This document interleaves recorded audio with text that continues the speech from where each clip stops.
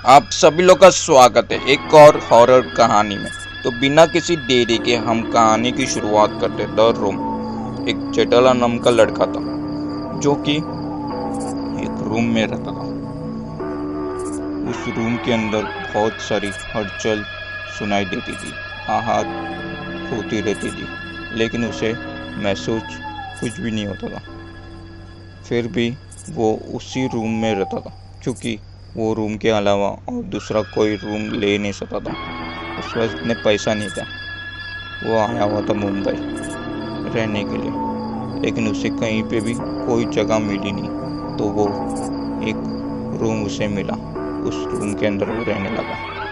शुरुआत में तो बहुत सब कुछ अच्छा चल रहा था, लेकिन जैसे जैसे दिन जाते गए वैसे वैसे उसे ऐसा लगने लगा कि कोई और भी इस रूम के अंदर रह रहा है मेरे साथ। उसे किसी की सांस लेने की आहट सुनाई देती, सब कुछ उसे महसूस होने लग गया था धीरे धीरे। और वो भी समझ गया था कि यहाँ पर मैं अकेला नहीं हूँ, यहाँ पर मेरे साथ और भी बहुत लोग हैं जो कि यहाँ पे रहते हैं। भले मुझे दिखाई नहीं दे रहे, लेकिन मुझे महसूस बहुत हो रहा है। जेठालाल बहुत ज़्यादा परेशान हो चुका था इन सब चीज़ों से।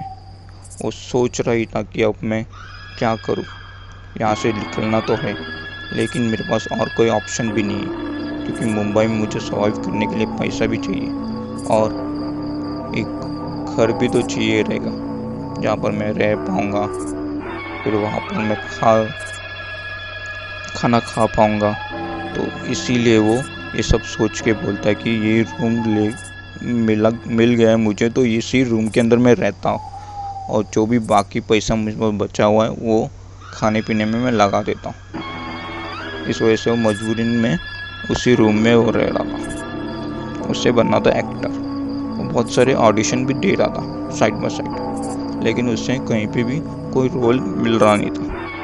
एक दिन उसने एक हॉरर कहानी के लिए ऑडिशन दिया और ऑडिशन देने के बाद जैसे वो घर पे आया, घर पे आने के बाद उसका फ़ोन रिंग हुआ और उसे जैसे उसने उठाया और वहाँ से बोले कि तुम्हारा सिलेक्शन हो चुका है, तुम इस हॉरर कहानी के लिए सिलेक्ट हो चुके हो। वो बहुत ज़्यादा खुश हो गया कि आज मेरा तो सिलेक्शन हो गया, अब मेरे तो जुगाड़ हो जाएगी। और उसके बाद जैसे ही धीरे धीरे मैं थोड़ा अच्छा करने लगूंगा तो उसके बाद मैं कहीं और घर ले लूँगा। तो ये सब सोचते हुए वो सो गया। जैसे ही वो रात में सोया, लगभग घड़ी में 3 बजे होंगे, उसकी नींद अचानक में खुल गई। उसका चेहरा पूरी से पसीने पसीने से तर था। उसे समझ में नहीं आया कि अब से पहले मैंने क्या देखा। जैसे ही उसने घड़ी की तरफ देखा तो अब तो रात के 3 बज रहे और उसको कुछ होश ही नहीं था। और उसके बाद डरते हुए वो पानी पिया और उसके बाद उसने सोचने लगा। उसने ये देखा था कि जैसे ही वो रात में सोया था तो उसे एक सपना आया जो कि बहुत ही भयंकर सपना था। उस सपने में उसने देखा कि मैं जिस जगह पे गया हूँ शूट करने के लिए, वहाँ पर मैंने शूट किया और उसके बाद मैं जैसे ही रेस्ट करने के लिए रूम में चला गया तो वहाँ पर सब कुछ गिरा पड़ा हुआ था। बिस्तर पूरी तरह से खराब हुआ था, कुर्सी गिर गई हुई थी और कांच टूटा हुआ था और किसी और की भी उधर आहट सुनाई दे रही थी और बाथरूम के अंदर नल वैसे का वैसे ही चालू था। मैंने तो चालू भी नहीं किया था। ये सब कुछ सोच रही था कि उतने में उसके बाजू से कोई एक साया गई। जैसे ही उसने उस तरफ मुड़ के देखा तो वहाँ पर कोई भी नहीं था। फिर बाथरूम में गया, जैसे उसे हिम्मत करके नल बंद करने के लिए। जैसे ही नल बंद किया, पीछे घुमा, एक साया उसके सामने आई और उतने में उसका आँख खुल गया और चेहरा पूरे से पसीना से तर था क्योंकि वो मामूली कोई साया नहीं थी, बहुत ज़्यादा डरावनी साया थी। तो चेहरा था पूरी तरह से जला हुआ था। उसके जो हाथ के नाखून थे बहुत बड़े नाखून हो चुके थे और उसकी तरफ ही बढ़े जा रहे थे। वो जैसे तैसे हिम्मत करके अपनी आँख खोला और उठ गया और उसने टाइम देखा तो रात के 3 बजे थे। और कहते रात के 3 बजे मनुष्य का टाइम रहता है, भूतों का टाइम रहता है। लेकिन वो इतना सब कुछ ध्यान नहीं दिया और वापस वो सो गया। नेक्स्ट दिन हुआ और उसे कॉल आया कि आज तुम्हारी रात में शूट का लोकेशन है, तुम्हें इस लोकेशन में पहुंचना है रात को, तुम आओगे? तो उसने बोला हाँ। वो बहुत ज़्यादा खुश हो गया कि मुझे अब तो रोल मिल जाएगा, मेरा काम अभी एकदम अच्छे से चलेगा। उसने अपना घर को लॉक किया और उसके बाद निकल गया। वो शूट के लोकेशन पहुंचा रात को मस्त, और शूट में ध्यान देते हुए अपना जितना भी रोल था वो सब कुछ कर रहा था। रोल करने के बाद वो रेस्ट करने के लिए चला गया रूम में। लेकिन जैसे ही वो रूम पे पहुंचा उसने वही सब कुछ देखा जो उसने सपने में देखा था, कि यहाँ पर भी वैसे सब कुछ हो रहा है कि रूम पूरी तरह से ख़राब है, बिस्तर ख़राब हो चुका है, कुर्सी गिर गई है, आईना फूट गया है। लेकिन इसकी चाबी तो सिर्फ मेरे पास ही थी, कोई और इस रूम के अंदर तो जाएगा ही नहीं क्योंकि उसके तो चाबी थी ही नहीं। तो गया कौन, किया किसने? और वैसे ही नल से पानी गिर रहा था बाथरूम के अंदर। फिर से वो डर गया और डरते हुए बाथरूम की तरफ बढ़ा। जैसे ही बाथरूम की तरफ बढ़ा, बाथरूम को अंदर घुस के नल जैसे ही बंद किया उसके सामने वैसे ही कोई आ गया। लेकिन इस बार उसके दोस्त लोग थे, वो लोग इसके छोटा सा मजाक कर रहे थे। उसकी जान में जान आई और वो बोला तुम लोग हो? बोला हाँ। क्या तू डर गया क्या? तू भूत की एक्टिंग कर रहा है और तू अभी से डर गया? तो बोला नहीं, मेरे को तो ऐसा सपने आए थे। बोला कुछ भी ऐसा कुछ होता नहीं, हम लोग ही थे अभी। बोला ठीक है। फिर रिलैक्स होके थोड़ा टाइम के लिए बैठा, बात कर रहा था। बात करते थे उससे पता ही नहीं चला कि कब पैकअप हो गया और कब यहाँ से जाना था, क्योंकि उस वक्त रात के 3 बज रहे थे। और 3 बजे रात का जो समय होता है बहुत ही ज़्यादा ख़राब होता है। उसे कोई भी गाड़ी वाड़ी कुछ नहीं मिल रही थी, लेकिन उसे एक बाइक वाला इंसान मिला। वो उसकी बाइक के ऊपर बैठा। वो पूछा कि आपको कहाँ जाना? तो उसने बताया एड्रेस। तो बोला ठीक है, मैं आपको उधर तक छोड़ देता हूँ। वो बाइक पे बैठने के बाद उससे बात कर रहा था। उसके आपको क्या डर वर नहीं लगता है क्या? अभी रात के 3 बज रहे हैं और आप यहाँ पे?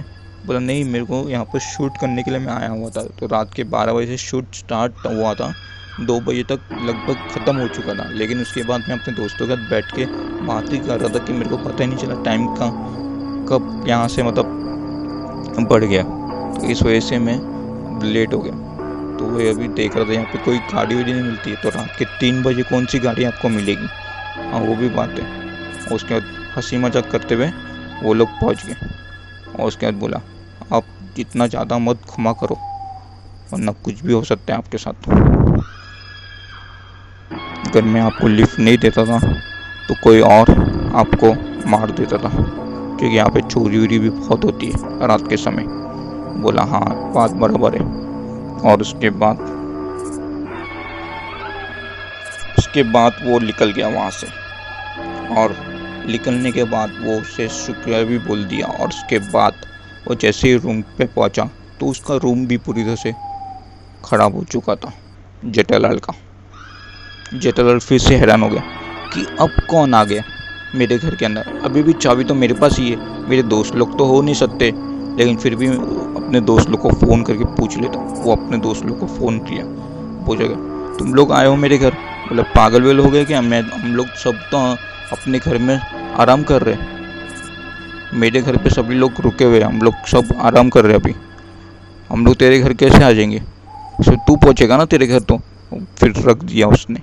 और उसके बाद उसकी सिट्टी बिट्टी गुल हो चुकी थी, क्योंकि पूरे से डर चुका था कि अब क्या हो रहा है इस घर के अंदर, कि बिस्तर पूरी तरह से ख़राब है, शीशा टूटा हुआ है और तो और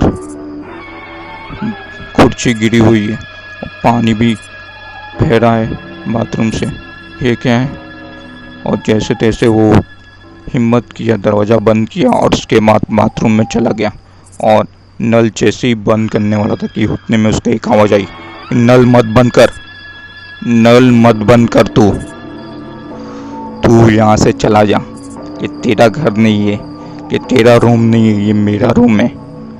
मुझे जैसा रहना हो मैं वैसा रहूँगा, मेरी मर्जी, तू जा यहाँ से। ये सब सुनते हुए एकदम से ज़्यादा वो शॉक हो गया कि अब कौन आ गया और ये किसकी आवाज़ मुझे सुनाई दे रही है। तुम कौन हो? सामने आओ, हिम्मत तो सामने आओ, हो कौन तुम? और उसके बाद उसके सामने आता है वो वही व्यक्ति रहता है जो उसने उसको लिफ्ट बात के ऊपर। तो हैरान होता है कि ये कहाँ से आ गया। अब मैं जिससे बात कर रहा था वो तो यही था, तो ये भूत कब बन गया, ये कब मर गया? और उसके बाद सबसे बड़ी शॉकिंग बात तो यही थी उसके लिए कि जो उसके दोस्त लोग थे ना, वो लोग भी आ गए थे। वो और ज़्यादा हैरान कि मैं तो अभी इन लोग से भी बात कर रहा था, मेरे दोस्त लोग से, तो ये लोग सब यहाँ पे कैसे आ गए, ये सब कैसे हो गया? फिर उससे बोलते तू याद कर, आज से 15 दिन पहले जब तेरा एक्सीडेंट हुआ था तो तू गाड़ी चला रहा नशे में और गाड़ी चलाते हुए तूने एक आदमी की हत्या कर दिया था जो कि बाइक पे थी, वो मैं ही था। और उसी एक्सीडेंट में तूने अपने दोस्तों को भी खो दिया था और तू बच गया था, लेकिन तुझे होश 15 दिन के बाद आया हुआ था और उसके बाद तू वो सब कुछ भूल चुका था। और उसके बाद तू मुंबई आ गया था और यहाँ पर रहने लग गया। ये मेरा ही घर था, ये मेरा ही रूम था, मैं यहाँ पे रहता था, मैं बैचलर्स था, मैं अकेला ही इस रूम में रहता था। लेकिन तूने उस वक्त नशे की हालत की वजह से तूने एक्सीडेंट कर दिया था और बहुत बुरी तरह से कर दिया था, जिस वजह से मेरी जान चली गई थी। और वो जेठालाल पूरी तरह से शॉक हो गया था कम्प्लीटली कि मैं ये तो कुछ पता ही नहीं। 15 दिन तक मैं होश में ही नहीं था, 15 दिन के बाद मैं होश में आया, मैंने अपने दोस्तों को भी खो दिया। ये सब कुछ नशे की वजह से। मुझे माफ़ कर दो, मेरी कोई गलती नहीं है, मुझे जाने दो। हे केशव हे माधव हे गोविंदा, मुझे जाने दो, मेरी कोई गलती नहीं है। लेकिन फिर भी वो माना नहीं और उसके बाद उसने जेठालाल को मार दिया। जेठालाल की भी आत्मा अब उसी रूम में भटक रही थी जैसे वो आदमी की और उसकी दोस्तों की। अगर आप लोग को ये कहानी द रूम अच्छी लगी हो तो लाइक कर देना, कमेंट कर देना, सब्सक्राइब कर देना। चैनल पे नए रहोगे तो शेयर कर देना अपने साथ हो सके, क्योंकि मैं ऐसी कहानी लेके आता रहता हूँ। मिलता हूँ आपसे नेक्स्ट कहानी में। Till then bye.